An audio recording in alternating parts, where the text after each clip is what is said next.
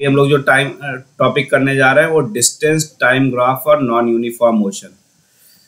अगर हम बात करें बेसिक कॉन्सेप्ट की, किस तरीके से ड्रॉ करते हैं, तो वो बेसिक कॉन्सेप्ट तो सेम रहता है।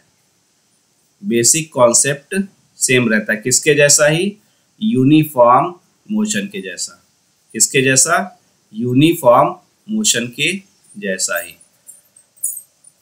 ठीक, जैसे हम लोग बेसिक उसमें ड्रॉ करते थे, पॉइंट स्पीड को लेते थे या डिस्टेंस को लेते थे, हम डिस्टेंस को वर्टिकल एक्सिस यानी वाई एक्सिस पे लेते थे और टाइम को हम एक्स एक्सिस पे लेते थे, वैसे ही यहाँ पे करेंगे। लेकिन वहाँ पे यूनिफॉर्म मोशन में हमको एक स्ट्रेट लाइन मिलती है, बट नॉन यूनिफॉर्म मोशन में हमको एक स्ट्रेट लाइन नहीं मिलेगी।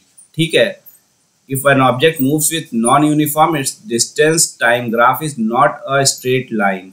ठीक है, और डिफरेंट टाइम पे, अलग अलग टाइम पे जो इंक्लाइनेशन होगा ग्राफ का, यानी कि स्लोप जो होगा है वो अलग अलग रहता है। अगर एक हम स्ट्रेट लाइन बनाते हैं तो अगर हम इसका स्लोप देखेंगे तो हर जगह सेम आएगा स्लोप, लेकिन स्लोप उसके केस में क्या रहेगा? नॉन यूनिफॉर्म की जगह पे अगर हमें स्लोप आएगा तो वो अलग अलग आएगा। क्यों? क्योंकि इसका ग्राफ अगर हम देखें तो कुछ ऐसा ग्राफ हमको मिलता है।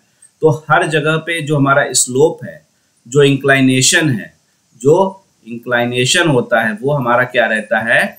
डिफरेंट रहता है। क्या रहता है? डिफरेंट रहता है। समझ में आया? नॉन यूनिफॉर्म मोशन क्या, जो हमको नॉन यूनिफॉर्म में जो हमको ग्राफ मिलता है वो स्ट्रेट लाइन नहीं होगा, वो एक कर्व टाइप में रहता है, या फिर जैसा भी हमको डेटा दिया रहेगा वैसा रहेगा, लेकिन स्ट्रेट तो नहीं रहेगा, ये श्योर रहेगा। और इनका इंक्लाइनेशन या स्लोप कीप्स ऑन चेंजिंग होगा, यानी कि बदलता रहेगा। क्लियर है? चलो आगे। ये तो हम हो गया लोग का स्पीड ग्राफ के लिए हो गया, डिस्टेंस और टाइम ग्राफ हो गया। डिस्टेंस टाइम ग्राफ से हमको क्या मिल जा रहा था? स्पीड मिल जा रहा था। क्या मिल रहा था? स्पीड मिल रहा था। लेकिन अगर हम वेलोसिटी की बात करें तो वेलोसिटी में क्या होता है? वेलोसिटी में डिस्टेंस की जगह पे क्या आ जाता है?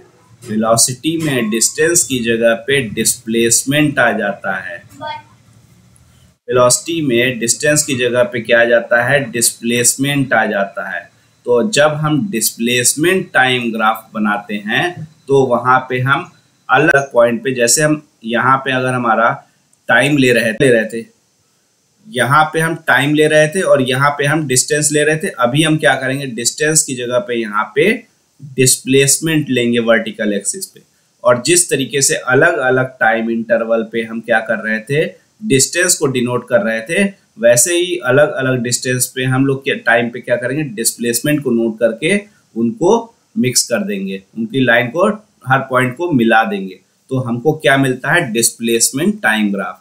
तो इसका भी जो बेसिक कॉन्सेप्ट है ड्रॉ करने का वो वैसा ही है जैसा कि डिस्टेंस टाइम ग्राफ के लिए था। जैसा कि डिस्टेंस टाइम ग्राफ के लिए था वैसा ही डिस्प्लेसमेंट के लिए रहेगा।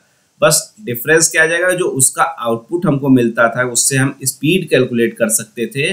इसके केस में हम लोग क्या कर पाएंगे? इसके केस में हम लोग वेलोसिटी कंसीडर कर पाएंगे, वेलोसिटी जान पाएंगे। क्यों? क्योंकि डिस्प्लेसमेंट पर यूनिट टाइम क्या होता है? इस वेलोसिटी हमको देता है। ठीक है,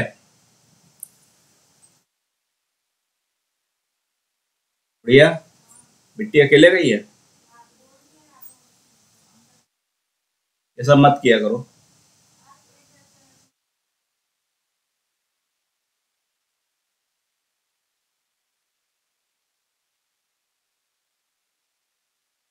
ठीक है, it's displace consider an object moving along a straight line, its displacement is given by in a given time interval is then represented by a number by taking displacement at vertical axis। जैसा कि अभी बताया हमने कि vertical axis पे हमने क्या बताया? वर्टिकल एक्सिस पे हमारा डिस्प्लेसमेंट लेंगे यानी कि वाई एक्सिस पे, और एक्स एक्सिस पे हम क्या ले रहे हैं, एक्स एक्सिस पे हम टाइम ले रहे हैं। ठीक है, तो हम अलग अलग पॉइंट्स पे अगर हम ड्रॉ करेंगे तो हमको क्या मिल जाएगा, डिस्प्लेसमेंट टाइम ग्राफ मिल जाएगा। बेसिक जो हमने उस दिन इतना आधे घंटे 1 घंटे तक पूरा डिस्कस किया था, किसको, टाइम ग्राफ को, स्पीड और के लिए डिस्टेंस टाइम को, वैसा ही रहेगा। एक यहाँ पे जैसे एक क्वेश्चन दिया हुआ है, एक यहाँ पे एक समझ लो, एक कोई ये वॉल है, कोई वॉल है, एक कोई बॉल है, उस बॉल को इस वॉल की तरफ फेंका जाता है। ये बॉल क्या होती है, वॉल से टकराती है और फिर टकरा के वापस आ जाती है। ठीक है, वापस आके फिर से रुक जाती है। पहले ये बॉल रेस्ट में थी और फिर वापस आके फिर से रेस्ट में आ गई। ठीक, तो suppose a ball on a smooth floor is made to move towards a wall and then after hitting the ball returns to its original position along the same line। जिस रास्ते से जा रही थी उसी रास्ते से वापस आ गई। तो अलग अलग टाइम इंटरवल पे इसका डिस्प्लेसमेंट हमको दिया है। जैसे 0 सेकंड पे डिस्प्लेसमेंट 0 था, 2 सेकंड पे डिस्प्लेसमेंट 20 हो गया, 4 सेकंड पे डिस्प्लेसमेंट 40 हो गया, 6 सेकंड पे डिस्प्लेसमेंट 60 हो गया, 7 पे 70 हो गया, 8 पे 60 हो गया, 10 पे 40 हो गया, 12 पे 20 हो गया, 14 पे फिर से क्या आया, 0। तो अगर इसको तुम ध्यान से देखो तो 0 से लेके 7 सेकेंड तक उसकी स्पीड क्या बढ़ रही है, बढ़ रही है। क्या हो रही है, बढ़ रही है। 0 से 20 गया, 20 से 40 चला गया, 40 से 60 चला गया, फिर 60 से 70 चला गया। और यहाँ पर टाइम इंटरवल देखोगे, अगर 2 सेकंड को देखो तो 2 सेकंड में वो 20 सेंटीमीटर का डिस्प्लेसमेंट कवर कर रहा है। और वहीं पे अगर हम बात करें 1 सेकंड में तो 60 to 70 यानी कि 1 सेकंड में वो क्या कर रहा है, 10 का डिस्टेंस कवर कर रहा है। और 7 के बाद अगर हम देखें 8 से, तो 8 से उसकी डिस्प्लेसमेंट क्या हो रही है, कम होनी शुरू हो जा रही है।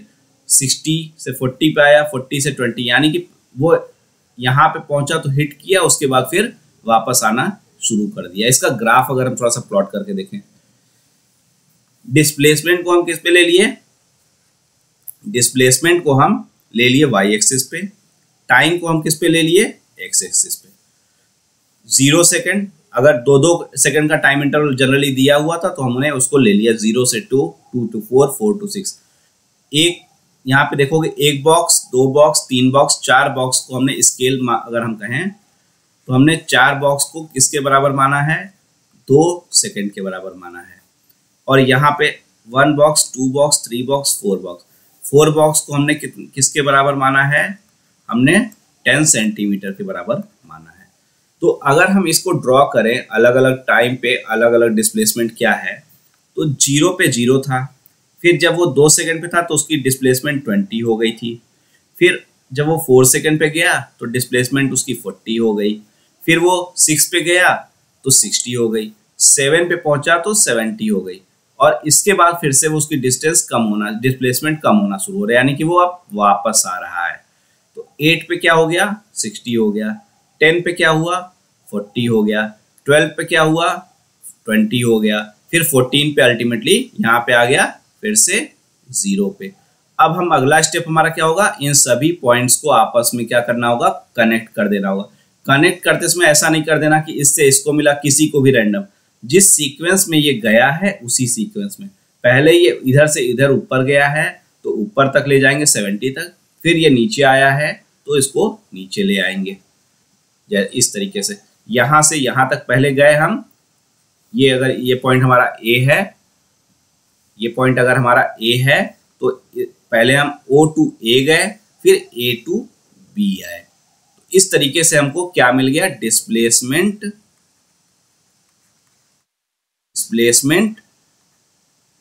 और टाइम के बीच में हम ग्राफ प्लॉट कर लेते हैं। इस तरीके से हमको डिस्प्लेसमेंट और टाइम के बीच में ग्राफ ड्रॉ हो जाता है। अब अगर हम बात करें,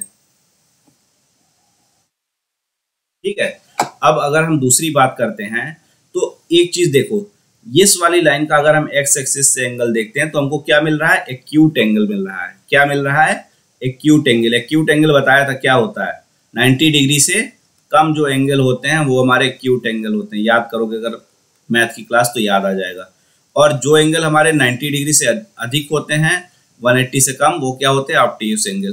तो ये वाला एंगल जो देखो यहाँ पर बी में जो एक्स एक्सिस से बन रहा है वो क्या है, ऑब्ट्यूस एंगल है, और ये हमारा क्या है, एक्यूट एंगल है। तो जब हमारी स्पीड इंक्रीज कर रही थी, हमारा वेलोसिटी इंक्रीज कर रहा है, क्योंकि ये ग्राफ तो हमको वेलोसिटी दे रहा है, तो जब हमारा वेलोसिटी इंक्रीज कर रहा है तो उस केस में हमारा जो एंगल बन रहा है वो क्या बन रहा है, एक्यूट एंगल बन रहा है।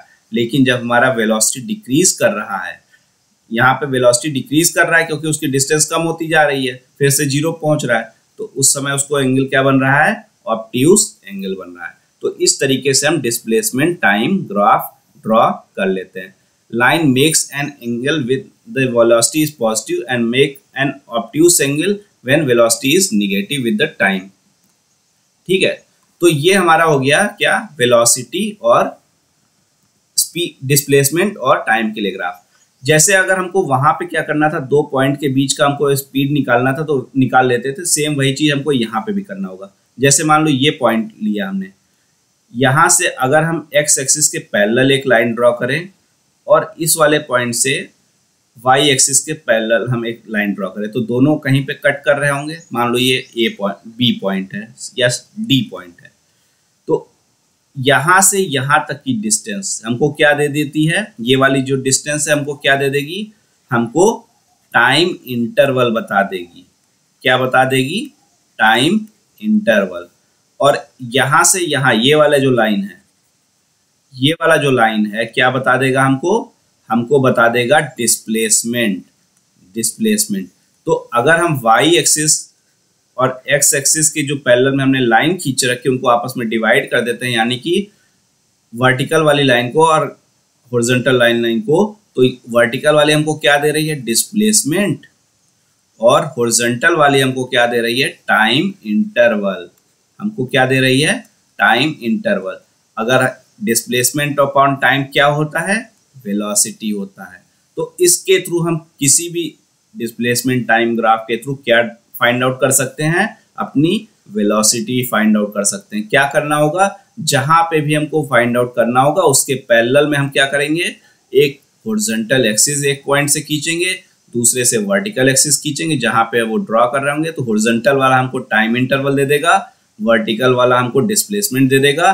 दोनों को आपस में हम डिस्प्लेसमेंट अपॉन टाइम कर देंगे तो हमको क्या मिल जाएगा, वेलोसिटी मिल जाएगा। ठीक है, तो यहां से हमको क्या मिल गया, अभी हमने दो चीजें देख ली ग्राफ में, कौन कौन सी चीजें ग्राफ में देख लिया कि डिस्टेंस टाइम ग्राफ क्या होता है और डिस्प्लेसमेंट टाइम ग्राफ क्या होता है। डिस्टेंस टाइम ग्राफ से हमको स्पीड मिल गया और डिस्प्लेसमेंट टाइम ग्राफ से हमको क्या मिल गया, हमको मिल गया वेलोसिटी मिल गया। अब हमारा अगला चीज होता है एक कि हम डायरेक्ट स्पीड और टाइम के लिए भी ग्राफ ड्रॉ कर सकते हैं या वेलोसिटी टाइम के लिए भी ग्राफ ड्रॉ कर सकते हैं। स्पीड टाइम और वेलोसिटी टाइम के लिए कैसे ग्राफ ड्रॉ करेंगे देखते हैं। स्पीड टाइम ग्राफ की अगर हम कहें क्या, when an object moves with a constant speed its speed time graph is a straight line parallel to time axis. मतलब क्या हुआ, हम एक्स एक्सिस पे टाइम ले लिए और वाई एक्सिस पे हमने क्या ले लिया, स्पीड ले लिया। वाई एक्सिस पे हमने स्पीड ले लिया और हम क्या कह रहे हैं, ये कांस्टेंट स्पीड से आ रहा है। मतलब अगर हम यहाँ पे देखें तो हमारी जो स्पीड रहेगी वही स्पीड हमारी यहाँ से देखने पे भी रहेगी, वही स्पीड यहाँ पे भी रहेगी। स्पीड इसकी नहीं बदल रही है। ठीक है, अगर इसकी स्पीड नहीं बदल रही है और हम सारे पॉइंट्स को इसके मिला दें तो ये लाइन, ये जो हमने पॉइंट्स को मिला करके ड्रॉ करके हमने जो लाइन बनाई है और जो एक्स एक्सिस है वो आपस में क्या हो रहे हैं, हमारे पैरेलल हो रहे हैं। तो स्पीड टाइम ग्राफ उस केस में जब कांस्टेंट स्पीड होता है हमको क्या मिलता है, एक हॉरिजॉन्टल लाइन मिलता है। क्या मिलता है, एक हॉरिजॉन्टल लाइन मिलता है और वो हॉरिजॉन्टल लाइन क्या होती है, एक्स एक्सिस के पैरेलल होती है। एक्स एक्सिस की क्या होती है, पैरेलल होती है। अगर तुमसे कहा जाए कि एक स्पीड टाइम ग्राफ ड्रॉ किया, find out following speed time graph for a constant velocity या कांस्टेंट स्पीड, तो वहां पे कांस्टेंट, जहां पे तुमने देख लिया वर्ड, वहां पे बात समझ जाओ कि स्पीड के लिए जो हमारा ग्राफ बना होगा वो क्या होगा, हॉरिजॉन्टल होगा और एक्स एक्सिस के पैरेलल में होगा। सिमिलरली अगर हम कहें कि speed is constantly increasing with time, मतलब अगर हमारा ये टाइम है, ये हमारा स्पीड है, अगर हमारा 0 पे स्पीड था, 0 सेकंड पे स्पीड है हमारा 0 मीटर पर सेकंड, जब हम 2 सेकंड पे गए तो स्पीड हमारी मान लो 5 मीटर पर सेकंड हो गई, जब हम 4 पे गए तो हमारी स्पीड 10 मीटर पर सेकंड हो गई, 6 पे गए तो हमारी 15 हो गई। तो मतलब क्या हो रहा है, जैसे जैसे हम टाइम को बढ़ा रहे हैं हमारा स्पीड भी क्या हो रहा है, यूनिफॉर्मली बढ़ता चला जा रहा है। तो अगर हम इसको प्लॉट करते हैं तो हमको एक स्ट्रेट लाइन यहाँ पे मिलती है यूनिफॉर्म के केस में, और वो क्या डिनोट कर रही होती है, इस तरीके से अगर इसका इंक्रीजिंग ट्रेंड है तो हमारा हम कहेंगे कि with time interval velocity change हो रही है, और वो कैसे चेंज हो रही है, वो इंक्रीज कर रही है। सिमिलरली अगर हम कहें यहाँ पर कि हमारा 10 सेकंड पे हमारा टाइम क्या स्पीड कितना था, 20 मीटर पर सेकंड, जब हम 12 सेकंड पे गए तो हमारा ये हो गया क्या, 15, 14 पे गए तो हमारा 16 हो गया, 10 हो गया मान लो। तो यहाँ पे क्या हो रहा है, जैसे जैसे टाइम बढ़ रहा है वैसे वैसे स्पीड इसकी क्या हो रही है, कम होती चली जा रही है। तो अगर हम स्पीड के सभी पॉइंट्स को मिला दें तो हमको कुछ इस तरीके की लाइन मिलेगी कम होती हुई। तो ये क्या होता है, इस केस में हमारा स्पीड टाइम के साथ में ग्रेजुअली डिक्रीज कर रहा है। ठीक है, ये जैसे हमने कहा ये हमारा कौन सा केस बनेगा, ये वाला हमारा कांस्टेंट स्पीड के केस बनेगा, कांस्टेंट स्पीड विथ टाइम, ये हमारा कांस्टेंट स्पीड विथ टाइम का केस बन गया। सिमिलरली ये हमारा यहाँ पे हम क्या कर रहे हैं, ये हमारा इंक्रीजिंग ट्रेंड में जा रहा है, तो speed is increasing gradually with time, speed increasing with time.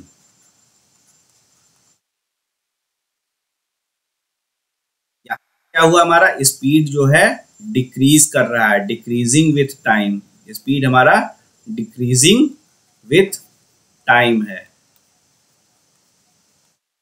और सिमिलरली अगर हम यहाँ पे बात करें तो देखो यहाँ पे पहले यहाँ से यहाँ तक क्या हुआ है, इंक्रीज किया है, यहाँ से यहाँ तक इंक्रीज किया, फिर इसके आगे गया तो डिक्रीज किया, इसके आगे गया तो डिक्रीज किया, फिर यहाँ से यहाँ तक आया तो क्या, ये डिक्रीज नहीं, ये कांस्टेंट है क्योंकि पैरेलल लाइन है, ये कांस्टेंट है, ये हमारा यहाँ से यहाँ तक कांस्टेंट, फिर हमारा क्या हुआ, नीचे आ रहा है यानी कि डिक्रीज कर रहा है। तो इसमें हमको तीनों चीजें देखने को मिल रही, पहले वो बढ़ रहा है, फिर वो कांस्टेंट रह जा रहा है, फिर वो घट रहा है। क्लियर है चारों ग्राफ? ठीक है, अगर हमको प्लॉट करना है क्या, इस कैलकुलेटिंग, अगर हमको क्या करना है, कैलकुलेट करना है क्या, distance from speed time graph. एक हमको ये स्पीड टाइम ग्राफ दिया है यूनिफॉर्म मोशन का, तो अगर इस C और D के बीच के हमको डिस्प्लेसमेंट अगर हमको चाहिए, डिस्टेंस चाहिए, डिस्टेंस अगर हमको चाहिए तो हम क्या करेंगे, दोनों से एक वर्टिकल एक्सिस हम ड्रॉ करेंगे, इस स्पीड के पैरेलल में हम एक्सिस एक ड्रॉ करेंगे, तो वो कहीं ना कहीं इस टाइम एक्सिस को कट कर रहा होगा और इसको भी यहाँ पे टाइम एक्सिस को कट कर रहा होगा।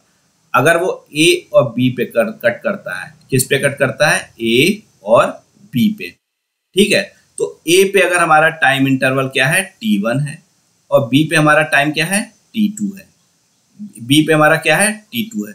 तो यहां से हमको टाइम इंटरवल क्या मिल जाता है, टाइम इंटरवल हमको मिल जाता है T2 माइनस T1। और स्पीड क्या है इसकी, स्पीड एक कांस्टेंट स्पीड से, यार तो मान लो यहाँ पे अगर स्पीड v है, v स्पीड से लगातार चलता चला जा रहा है, हमारे पास स्पीड हमको पता चल गई है क्या है, v है। तो हमको पता है कि स्पीड इक्वल्स टू क्या होता है, स्पीड इक्वल्स टू होता है distance upon time interval, distance upon time.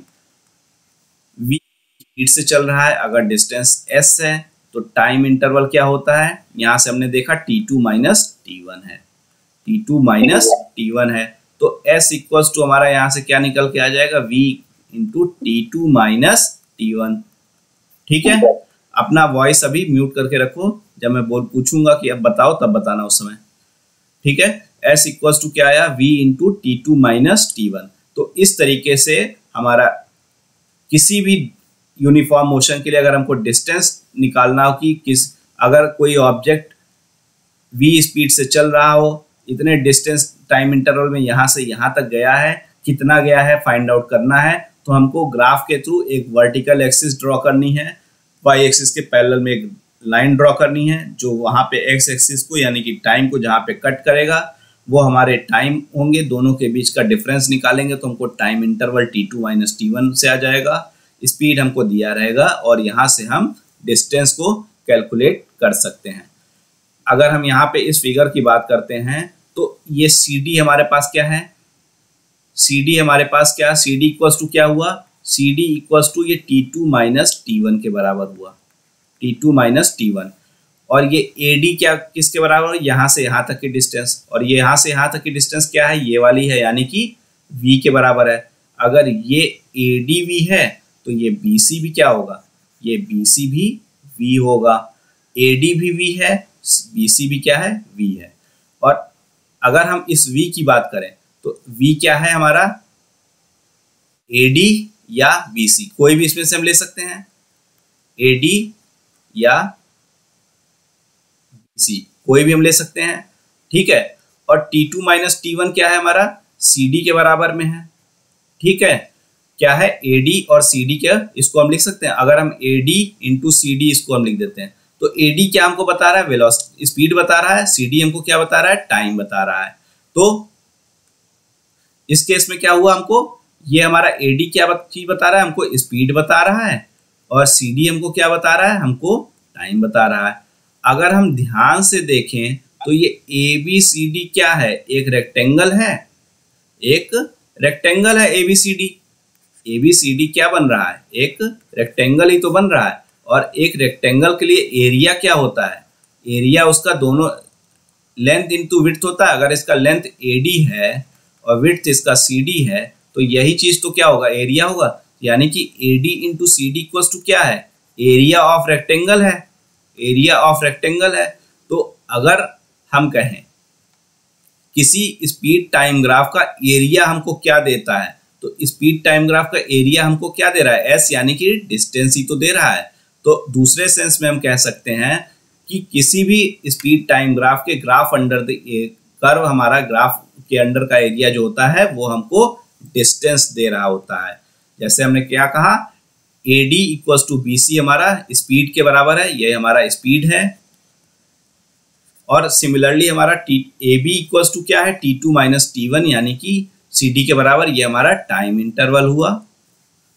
और speed equals to time, distance in time से डिस्टेंस T2, यहाँ से हमारा distance S equals to V into T2 minus T1 निकला।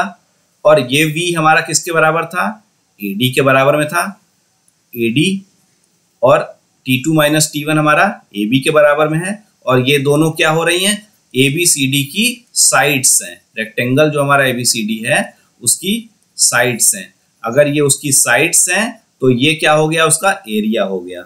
और ये एरिया हमको क्या दे रहा है,